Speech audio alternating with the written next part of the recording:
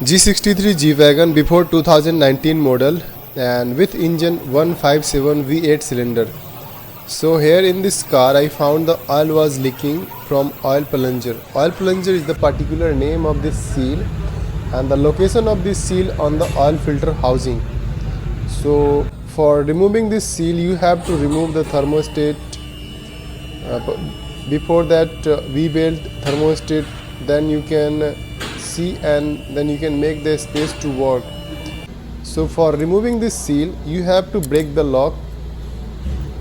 After that you can rotate this seal. It's easy to remove after breaking the lock, but if you try to without breaking the lock you can remove. It's need more power for removing this lock.